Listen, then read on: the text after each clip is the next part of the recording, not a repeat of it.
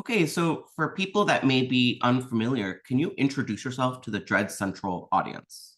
Sure. My name's David Weiner. I am the writer, director, and producer on the In Search of Darkness trilogy of documentaries, all about 80s horror. I Mhm. also did In Search of Tomorrow, about 80s sci-fi, and now we're moving into In Search of Darkness, 1990 to 1994.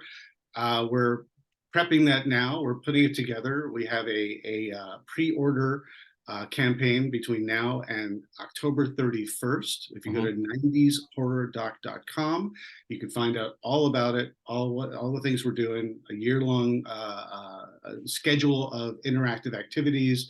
We care about the fans because we're fans of these movies ourselves. Mhm. That's what I do. I have more of a background, that has to do with online journalism, entertainment journalism. But this is my fifth long form documentary now, and I can't wait to dive in.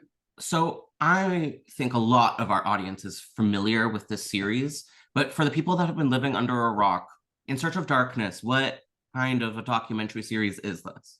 This is a celebration of a decade. Going back to the 80s, what we did was we did one crowd-funded project. It ended up being a 4.5 hour film structured from 1980 to 1989. And a number of films are covered each year. And then in between each year, you've got a larger context chapter about the socio-political elements of the time and the zeitgeist, or the special effects, or the music, or the heroes, the villains. And we're diving into a brand new decade now with the 90s. Mhm. uh, by popular demand. We're turning In Search of Darkness into a two-part long form documentary series, where 1990 to 1994, and then do the math, 95 to 1999 after that. And we're going to be talking. What people also don't understand, that I haven't explained yet, is that we talk to the icons and the legends Mhm. of these films and these eras. So, we're going to be talking to the movers and the shakers, the movie makers, the filmmakers, the actors, the special effects people. Who knows, the craft service table guy who has the great story I've if been it there. applies, Yeah. right? But this is the kind of stuff is that this is told by the people who were there, and the Yeah. people who experienced it, and select experts who really know their stuff, and just Right. really talking about the making of these films and the celebration of this whole era. So you did the 80s, and everyone loves horror movies from the 80s. That's no secret. But I find that the 90s has less of a positive reputation, especially the early 90s. And I'm wondering, why do you think that is? I think when you use the word positive, and I'm just going to pick apart that particular word, Oh. just because I think it's more of a dead zone of creativity in terms of perception. I think when people look back at this decade, which is now 30 years on, they kind of collectively say, well, there was Silence of the Lambs, maybe Bram Stoker's Dracula, and then what else was there? I don't know. It wasn't until like Scream or The Craft that people were really Mhm. finding their footing for what this decade was about, or Blair Witch Project at the tail end. Mhm. Uh, there is absolutely a huge amount of stuff going on. But what happened was there was a big growing pains basically in this era, and I think when people you use, I picked apart that word positive because I think people primarily look at the the emergence of changing from practical effects to CGI, Mhm. morphing. All of a sudden we've got morphing in like James Cameron's, Terminator 2. And so everyone wanted to morph. So, Mick Garris in Sleepwalkers has Yeah. characters morphing. The CGI is everywhere, from Hellraiser 3 to the bad reputation of Lawnmower Man, which was a Stephen King short story, but then it was kind of arguably butchered and Stephen King took his name off of it. Mhm. People associate these baby steps of CG, especially in the era of Jurassic Park in '93. Everyone's expecting the greatest stuff in the world. And all the producers at the time are saying, I want something like that too. But the thing is, it wasn't that easy. And people didn't understand that there was a marriage of practical effects and CG effects to make it a seamless transition. Mhm.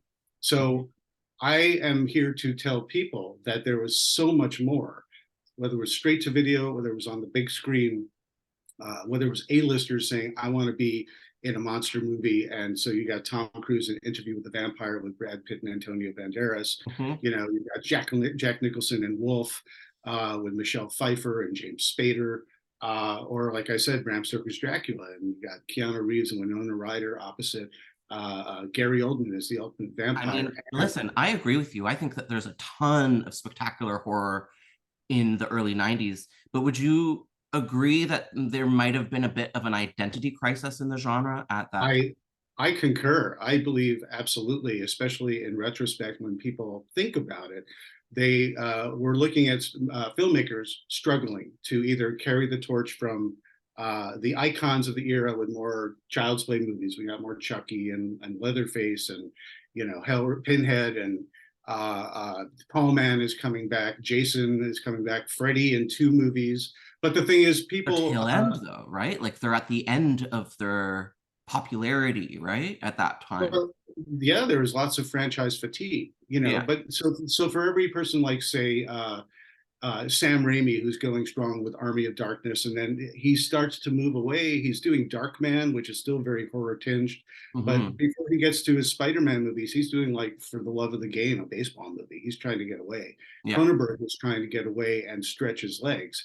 Yet you have other horror legends, Joe Dante also doing like Small Soldiers after he does Gremlins too, very meta film and very self-reflexive and fun. But John Carpenter is doing In the Mouth of Madness. Um, Wes Craven, top of his game, stretching his legs and not trying to get away from horror, but he's turning like Freddy that dies in Freddy's Dead. It's in the title, no spoiler there. 3 years later, he's doing Wes Craven's New Nightmare, again playing in that meta sandbox where Robert Englund and Heather Langenkamp and he himself That's a are great playing example. themselves. Yeah. That's Yeah. such a strange movie that I love, and I know fans really connect with it. Do you find that the 90s has a reputation for being a little weird, for being a little bit surreal? Yeah, well, Jacob's Ladder is probably, example A, in this court case. Yeah.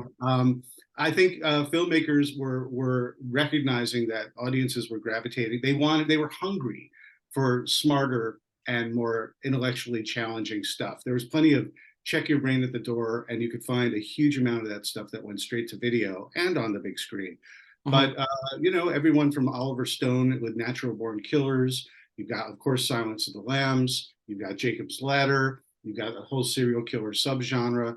Hmm. Filmmakers were really trying to take this sort of hangover that people were experiencing in the early 90s after the, Reaganomics and the corporate raiders of the 80s saying greed is good and everything is better. We were Hmm. feeling the crunch in real life, and movies were absolutely reflecting that and getting weirder, but also being labeled differently because horror kind of had that stigma. So you have Hmm. more thrillers, psychological thriller, erotic thriller. But by any other name, when people are dying or you're in a situation that's absolutely terrifying, that's horror. Yeah. Um, so are there going to be any titles in this next film of yours that might be new to horror fans, even horror fans that have been around the block? Like, are there going to be any new suggestions that maybe I haven't heard of before? Absolutely, we're going out of our way. I've got a learning curve, slight learning curve, and in the In Search of Darkness trilogy, when we started with the heavy hitters, we got to do more. And so the second one started covering international titles and getting to the more and more eclectic stuff.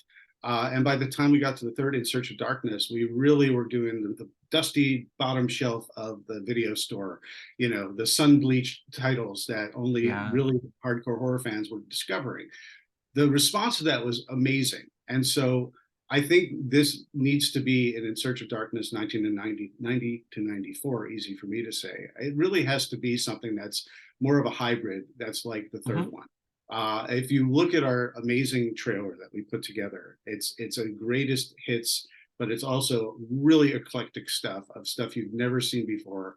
However, it's also a reminder of stuff that you didn't even think necessarily was horror, but it's there, or you didn't Hmm. even know. You're like, oh wait, that's right. There was that whole puppet master subspecies, full moon kind of stuff there. Dr. Giggles, I totally forgot about that, but like there was also just a whole subgenre of horror comedy that I think people don't even think about, whether it's Hocus Pocus and the Addams Family, or Repossessed, or Death Becomes Her. It's all there. Even Nightmare Before Christmas, which is just a beloved classic, that debuted during this time period. Definitely.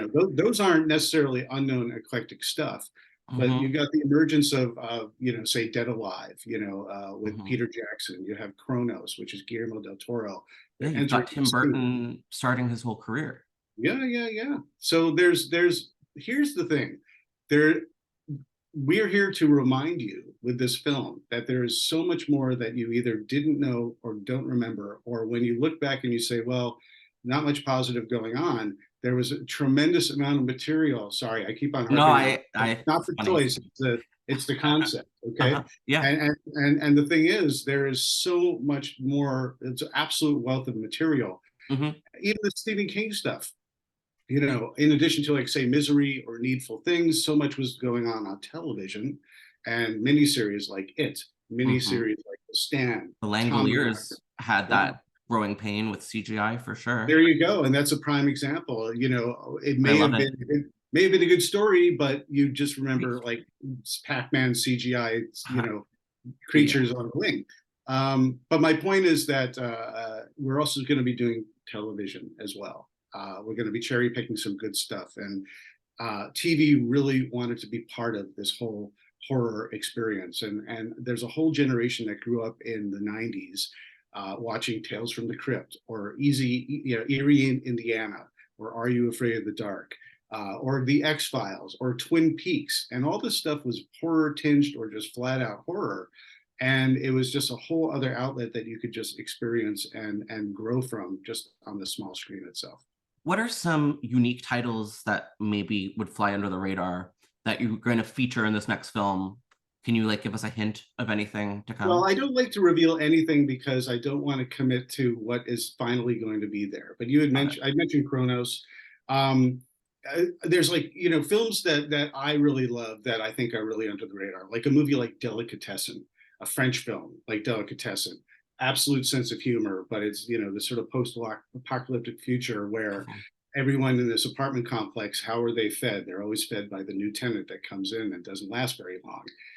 There's really fun stuff there. There's really weird stuff like Japanese horror, like Shinya Tsukamoto's Hiruko. You could look that up and you'll never look at spiders again. It's Ooh, all I'll say. It's all I'll say. And okay. speaking of spiders, you got like Arachnophobia as well, Terrifying. Yeah, which is arguably horror in your face as well. definitely. I'm a little reticent to reveal any titles other than what you could look at this trailer and you could see all the kind of stuff that was available. But we're only going to have so much room, even though it's a long form documentary. Mhm. And it's not until the movie finally comes out can I actually commit to this is it, Well, speaking of that, when is it coming out and how can we watch it and how can we support the project right now? Well, we're in the process of making it right now. And so it usually takes these things about a year. We haven't announced a release date yet. Mhm.